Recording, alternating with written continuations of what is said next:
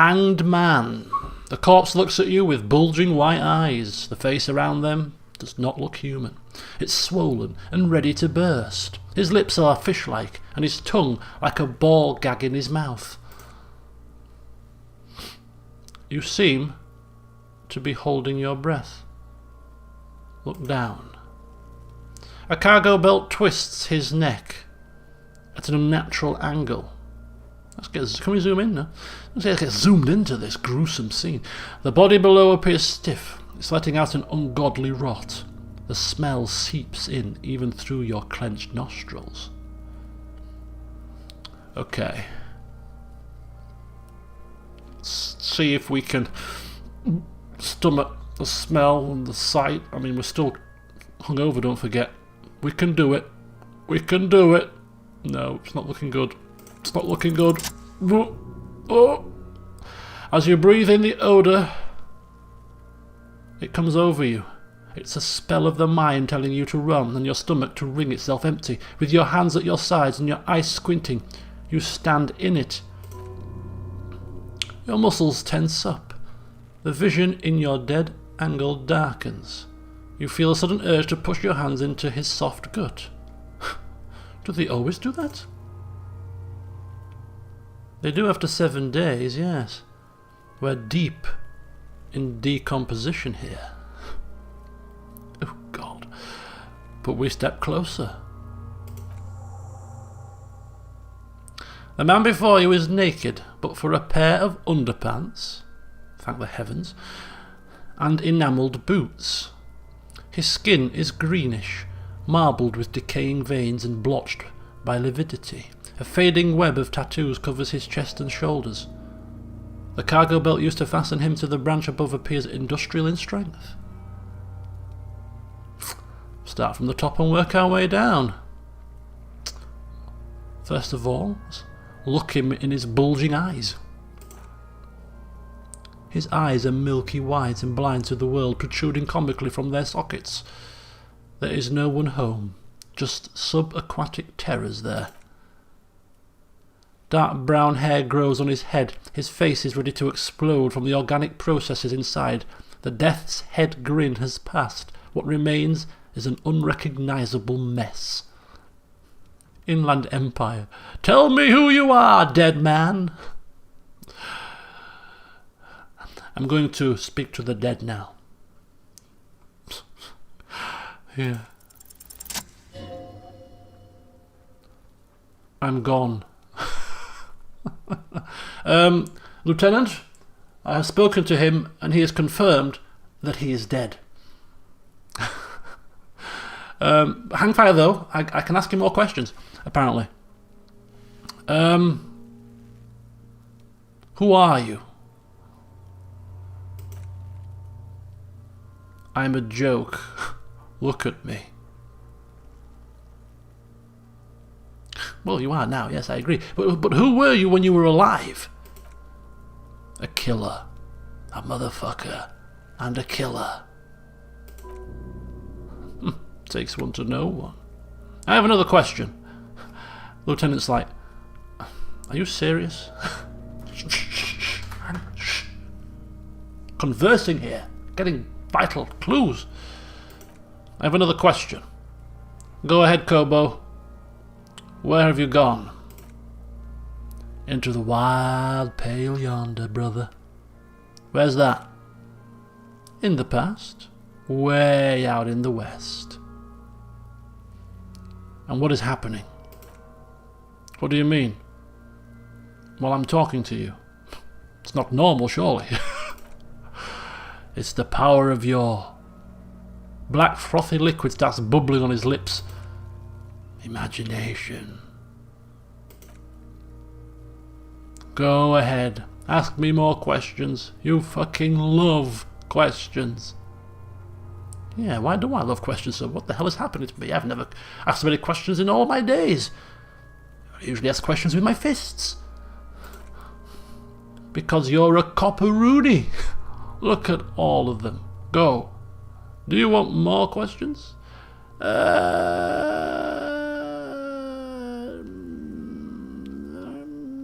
Give me a comical amount of questions.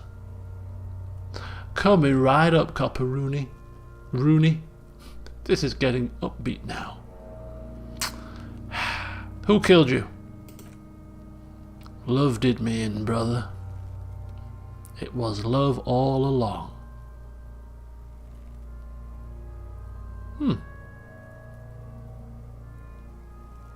Can you ask me a question? Sure, Lobo, I can ask you a question. Why are you doing this? What? Looking at my face, motionless. Looking into my eyes, standing here. Why are you investigating my murder?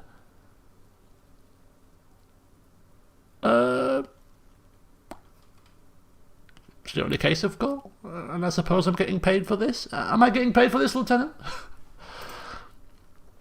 I'm all you have? Then you truly lost it all, brother. You let the world drag it all away from you. And what is left? You pissed away. And here we are. I've had enough of this conversation now. You can come back and look into this face anytime you want. Ask me your little questions, freshen your memory, create associations, remind yourself of your mortality. Copo Lopo. Anything useful? The lieutenant asks. No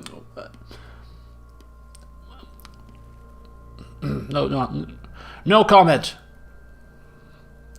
Let's take a look at the belt. The hangman's knot is pulled tight by the weight of the corpse below. Yellow, hard-edged polyester cuts into his neck. Above a sliding buckle ties the belt to the branch. Oh my, there's something on the belt. A familiar word that speaks to the thirst within you. What? A word? A word? What word? Vermilion. In yellow letters along the length of the twisting cargo belt. Only a deep longing for vermilion, golden spirits, lets you decipher the fading logo of the local brewery. Well, now would be a good time for a drink. I mean, this smell and all that, I've just talked to a dead person, I'm quite drained. Can we maybe go for a quick hair of the dog and all that? Just bring me back down to reality a little bit. Then I'll come back and I'll ask the rest of the questions and do a bit more investigation work. What do you say, Lieutenant? No. You should not get a drink. You should perform an initial inspection of the victim's corpse. We're on the rope part. Get party pooper here. What kind of rope is this? Industrial strength, the kind used for tying cargo to lorries. Like in a harbour. With the shoe and stuff, right? Yes. It looks like they used whatever on hand, paying no attention to not incriminate themselves. Okay. Okay. So we're assuming dock workers from the harbour did it at this point then. The brief suggested as much. Politically motivated by the ongoing strike. Did you not get the briefing? Of course I got the briefing. Do I look incompetent to you? Then you should ask me the first moment we get. Oh, did you not get... Don't... These negative questions, confusing. He is drunk though, after all. I'm not. What's my excuse? Right. Okay. Well, yeah, polyester strong. It's not merely polyester. It's steel reinforced. He rises to inspect the noose. See these lines? This is where the wires run. I see rabbits for more than 20 strands. This makes getting him down much more problematic than I had assumed. Oh, we're getting him down before the session ends. That's just going to be a recipe for disaster. I wonder how they even got him up there. A noose is one of those things that's easier to use one way around. He points to the buckle tying the belt to the branch above. I wonder if they climbed up that ladder there. That ladder can't carry a grown man. I didn't see any splintering either, did you? I think they lassoed the branch and then pulled on the belt to close the buckle. He makes a pulling motion. Could be. Or what about that little spotty kid over there? Perhaps he was in on the act, returning to the scene of the crime to admire his handiwork. Can I punch him again, please? Okay. Let's have a look at the old tattoos. An intricate web of blue lines stretches across the torso, from the right shoulder to the solar plexus. Each time they intersect, a small white star is formed in their crossing. Hundreds of fading asterisks riddle his skin. Their concentration is highest around his heart. His corpse is marked by stars. Yes, I wonder what mine will be marked with. Alcohol and heartbreak. Your fist clenches suddenly. No, I'd much rather go down in a blaze of glory, riddled, marked by bullet holes. Decay is creeping on the tattoo. Already most of the canvas that's holding it has darkened. Now it disintegrates slowly, letting out a stink. Some sort of national pattern? Of no nation that I know of. If anything, it reminds me of religious illumination, last or penultimate century. Men who live harsh lives often turn to innocentic worship. But which one? I see no trace of a humanoid figure. The pattern does not stir patriotic or religious sentiment in you. What it does is speak to the wounded, limping animal, the male in particular. Unable to communicate in anything more than grunts, it's impossible to tell if its advice is right or wrong. Am I missing something here? What the hell? So am I. A sudden ringing fills the air as the lieutenant pulls down the zipper of his orange jacket. He takes a thin piece of milled aluminium from his coat pocket and pulls it open. Sounds like a sword being unsheathed. A small lens appears. Some sort of camera. What the hell are you doing? What is that? A Trigat Sunshine Mini. Shit, Kuno! What the fuck is that? An instant colour camera. He produces two metal-capped ampoules and clicks them into place on the side of the apparatus. A thin slot shines there. I have only two ampoules, so nobody move. I don't want to waste one. He points the camera at the corpse, peering into it. The lens needs adjusting. Then...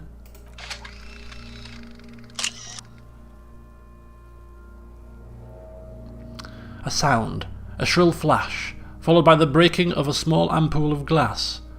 You see streams of colour pour onto the thick glossy piece of paper rolling out. On it, a colour-perfect copy of the dead man's tattooed chest. In case we need it, the lieutenant says and shakes the paper, letting it dry in the cool wind. Oh, cool machine. Yes, he slides the camera close and tucks it away on his belt. It is pretty cool, isn't it? What do we need this photo for? It contains insight to the victim's person. By his build, I'd say this was a man of physical violence. The story he wanted his body to tell was important to him. It is his letter to us. Someone should decipher it. We'll need to show it around. Yeah, well, you don't mind if I take it, do you? I mean, I can have a look at this. I'm sure I can solve this part of the puzzle at least. Sure, just don't lose it. He hands you the piece of rolled up photo paper. It's no larger than a pack of cigarettes. Oh, he's not going to... Oh. Can you imagine if there's an option to smoke it? Oh my god. The glassy-eyed corpse looks by, his mouth mute, and his skin as colourful as the chemical rainbow on the photo paper, teeming with opportunistic organisms. Right, let's take a look at these rather bizarre boots, shall we? The material appears to be ceramic. Its clean white stands in stark contrast to the decaying flesh above the knee. The man wore thick polymer socks, probably for padding. A fine array of interlocking plates covers them. delicate and fragile. They feel alien to the world around you, out of place somehow.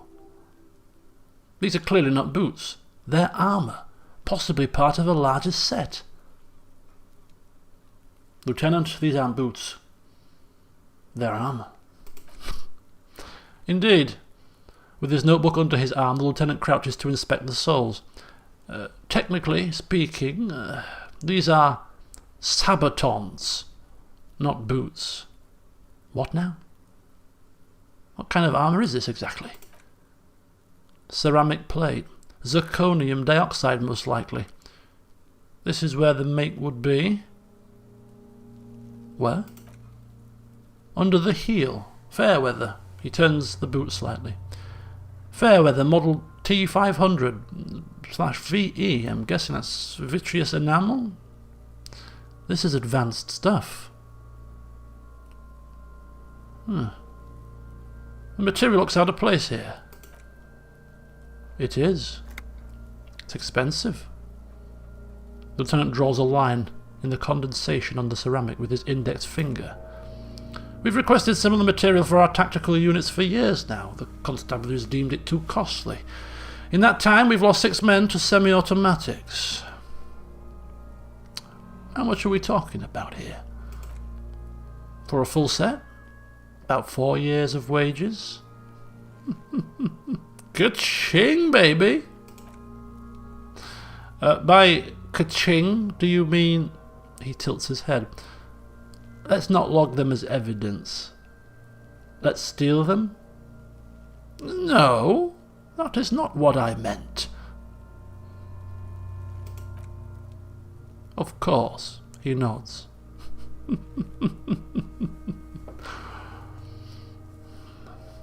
How could this man afford such expensive hardware? That's for us to find out. My initial report in the area suggests he was a security guard for the harbour company, but that's just hearsay. Looks like pretty advanced stuff for a security guard. I agree. This equipment is way beyond what a guard can afford. And what on earth happened to the rest of it? The locals probably scavenged it. It would be odd if he had more on after 7 days. That's not a dig at us, is it? We should keep a lookout for these pieces. The armour could yield information. He nods toward Kuno. Maybe he'll know something? Oh god, we've got to talk to him again. If you wear those pieces, it will help me protect your mortal coil. Why does my mortal coil need protecting? Yes, or why does my mortal coil need protection? Yes, bullets will fly, they always do, and the coil is fleshy and mush and permeable. Cast it in ceramic shell. Resist death. Maybe he was wearing these boots and there's no rest of the armour. Yeah, that's no. Well, I think there probably is rest of the armour, to be honest. Right. Oh, understood. Pay threshold. The sabatons dangle off the man's decaying form, ageless and synthetic. Pull the boot off, knock on the boot. Yeah, knock on the boot, there could be something inside. A small bell-like sound fills the air, like tapping on the side of a porcelain cup. Suddenly your biceps coil up, your elbow is sharp and cocked for a punch. Oh, I wouldn't want to explode his leg. Oh, no, thank you. Sounds fragile. It's anything but. This material is a kinetic redistributor. It spreads kinetic energy horizontally from plate to plate, dissipating it entirely. He points to the boots. See? Faint organic lines cover the plates where they separate into smaller ones. These plates then divide into smaller plates until there are hundreds of them altogether. Like the scales of some ancient white monster, cracked and pearly. Shall we try pulling the boots off? Or one of the boots off?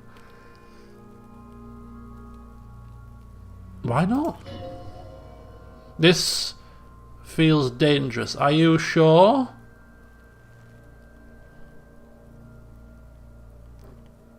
perhaps not.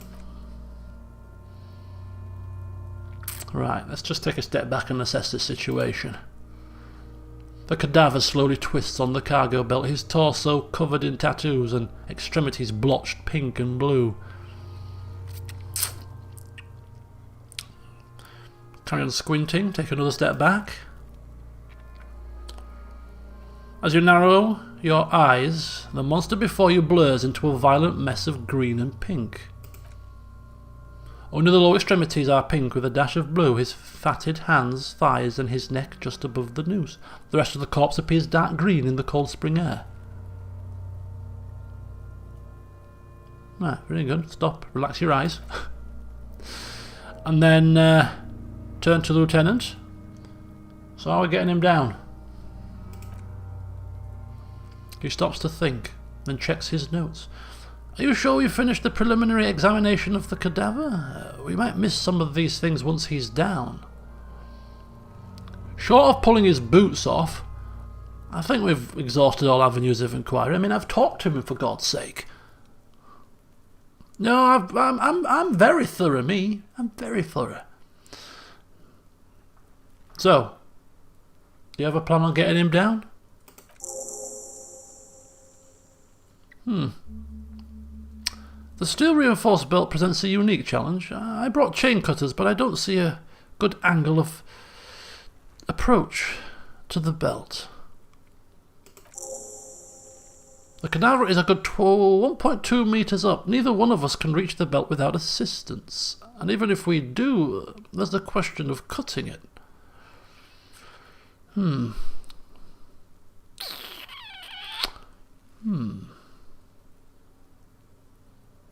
Get a chair or something. Saw at the branch, we can't reach the branch. Shoot him down? No.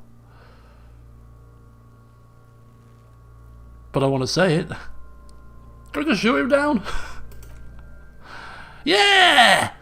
The enthusiasm is unrestrained. Bang, bang, time, pigs! Shoot his head off! How?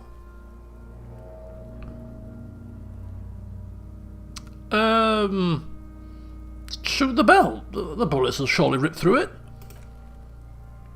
It absolutely will not, officer. That's not how physics work. It will maybe cut one thread loose. Yeah, now we're talking. Entertain the Kuno with some shit. They'll miss. The pigs will miss Kuno. No. Oh man. Oh. This is not the right thing to do, but it's the kind of thing he's gonna do.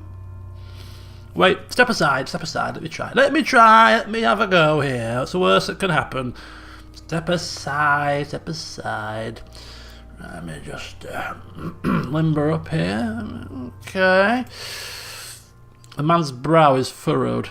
He appears too deep in concentration to even notice what you said.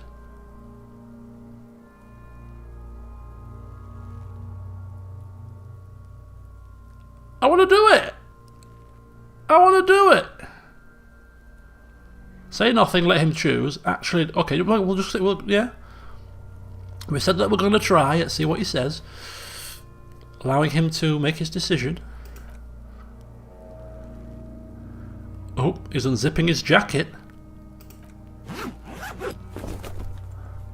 He produces a lightweight firearm. He drops a paper cartridge in the barrel, separates the scouring stick and gives the cartridge 5 tucks. I want to do it! He then steps back and assumes the phallostess position.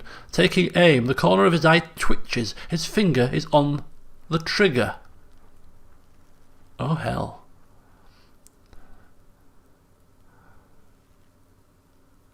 Shoot that motherfucker down. He's gonna fucking be... The kid's voice is drowned in a shrill blast that echoes off the walls of the surrounding tenements. A cloud of smoke slowly parts in the air as the lieutenant steps back and says to himself, God damn it. I can't believe he tried. He's supposed to be the sensible one. Is he being led astray? She was obviously not going to work. Fucking idiot, mull cuppa, arsehole. Kuno could have hit it easy, but then Kuno's not fucking handicapped, is he? Okay, so you... what now? I have to say, it's beginning to look unlikely we can get him down without assistance. Somebody in the harbour, maybe? I was really hoping we wouldn't... The Union appear to be suspects in this case. It seems like a dangerous route to go down. Confirmed. It's unsafe. But what else can we do? Actually, no, that's to reconsider. Saw the branch? Climb up there and saw the branch? Yeah, it does seem a bit dangerous. There has to be a less risky way, with less falling down off trees. God. Pull his leg. Pull his leg.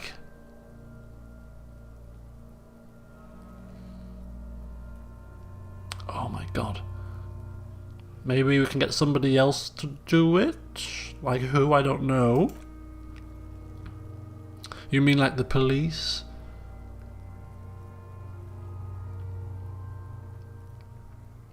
Okay, good point. Sadly, yes. The whole RCM is out there right now doing the exact same thing we are. Are we in a rush to help them?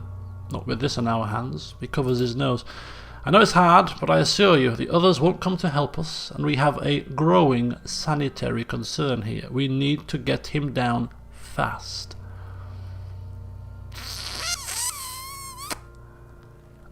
Have we missed something?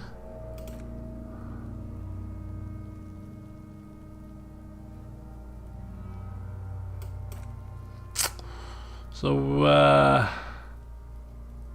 we're talking to him. I'm just trying to think of a way to get you down from your perch, and I've got a feeling I've forgotten something. Something terrible, because you have. I can't ask anything else, though. Is my name Rooney? Fuck no, you're no Rooney. I prefer Rooney to flipping Raphael Ambrosius Costeau, though. No, you don't. Between you and me, your name is probably Harry. No, it's not, is it? Well, what, Harry? It's better than Raphael. Oh, do you know what? You stink and you're boring. We've inspected everything. So let's look at the boots again, and now this time I'm going to pull on his boots.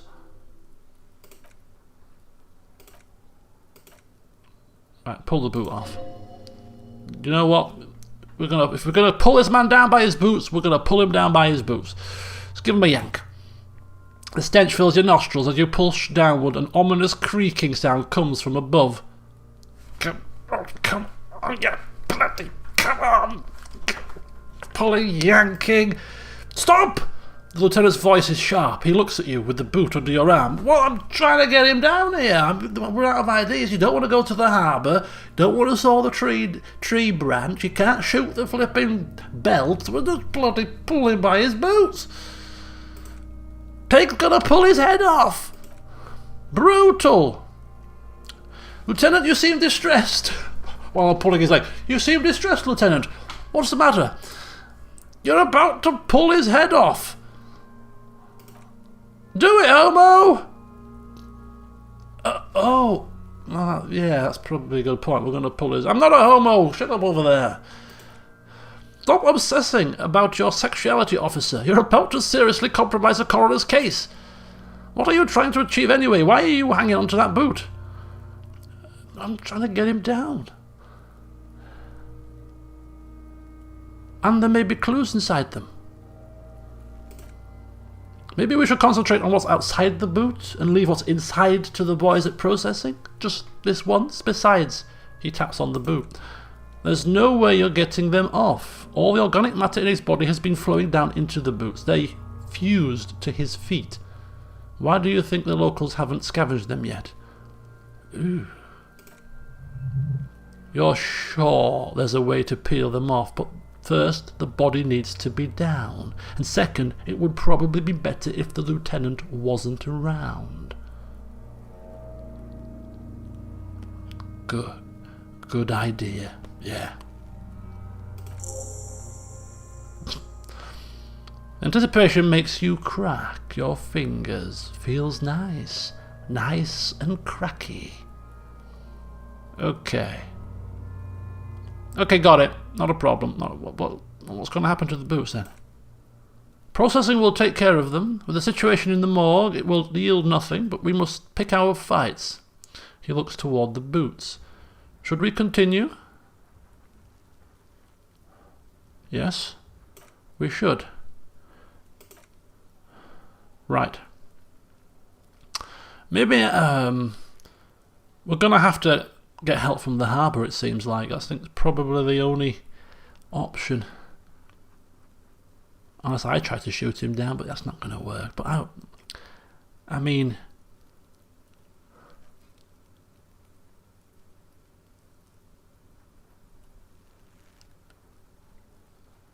I can try and shoot him down. It's bad as it is. Us shooting firearms like punks here? He pauses and shrugs. Go ahead. I'm not stopping you, just don't hit the victim. Gun? They only have one gun! Oops. This is the sorriest pair of pigs Kuno's ever seen! Officer, why do we only have one gun? He asked, carefully loading his pistolet. Well, remember earlier I said I don't have a badge and a uniform. I didn't have a gun either. That is even more unfortunate than the badge. You need to contact your station about it as soon as possible. The piece shines in his outstretched hand. Try not to lose this one, please. Okay. Thank you. Yeah! Take it, you fucking Barney Parker! Take it and shoot yourself in the mouth! Feel the weight like a seasoned professional. Feel it. Give it a wee twirl. Maybe spin it round a few times. The cold piece of bakelite and gunmetal is surprisingly light. Your finger fits right through the guard, instinctively resting on the trigger. The fuck are you waiting for, Kuno? Tell him to shoot himself in the mouth! Kuno is silent. Aggression gathers in the air. The trigger feels delicate and ready to break under your finger. Point the gun at the belt. The buckle comes into focus in your sights. You stand, with your feet planted firmly in the ground and your left hand supporting your gun arm. Why don't you just shoot yourself in your mouth, she hisses. At least you won't miss.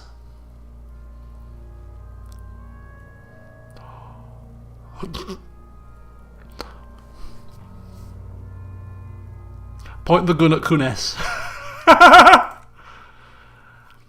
Do it! Set me free! You feel as though it would be dangerous to set this creature free to roam about the cosmos. Don't! You feel the lieutenant's hand on your shoulder. I'm just messing around, child. She's ripping her blazer open to her bare chest. Do it!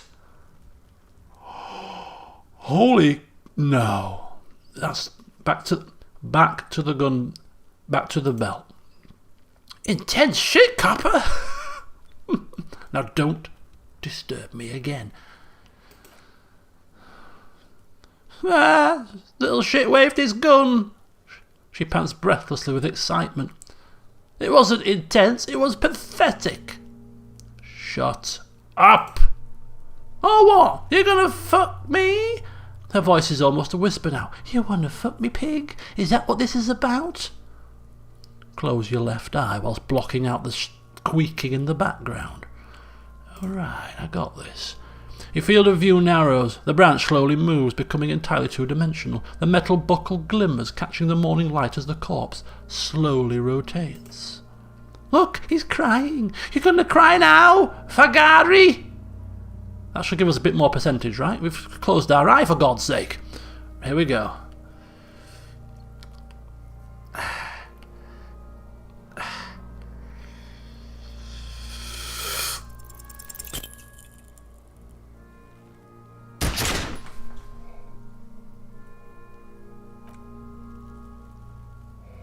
I think we hit the corpse. A plume of smoke erupts from the barrel. Your hand goes numb from the explosion. With your ears still ringing, you lower the weapon and see what happened. You missed the belt but hit the corpse straight in the chest. Bits of ribcage protrude from the skin. No blood, only a murky sludge dripping down his belly. The sudden stink makes your eyes water.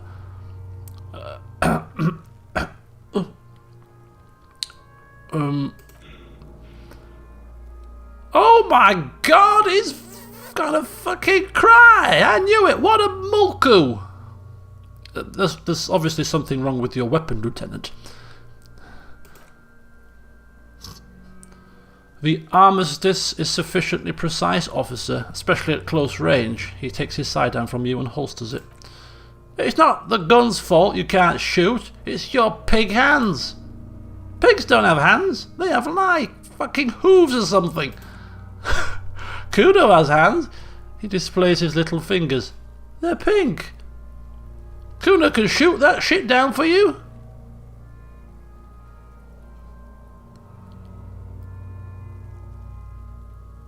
No, Kuno. If I can't shoot him down, nobody can.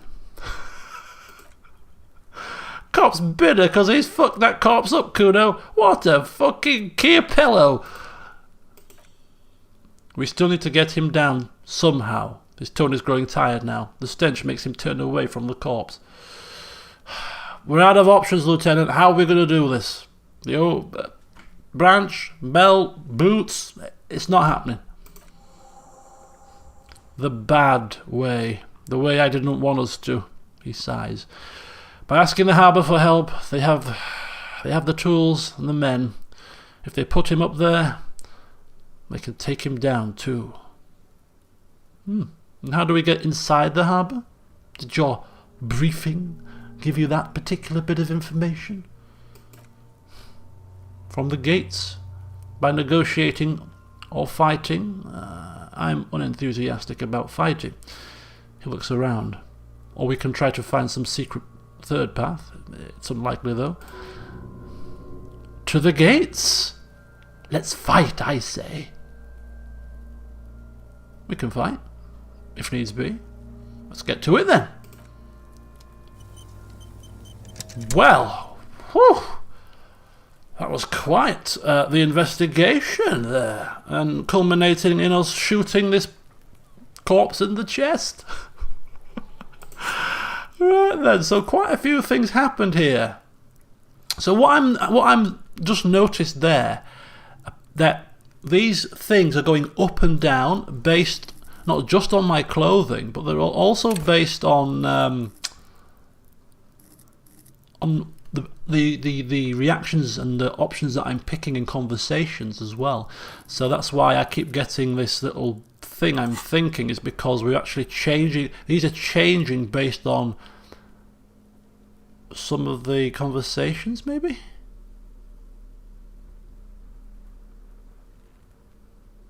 Because I'm sure I saw like a little tooltip somewhere that said. So we've got the tattoo, the photo of the tattoos. We've got lots to do now. So get the briefing. So click on King to get the briefing. Ask around about the tattoos.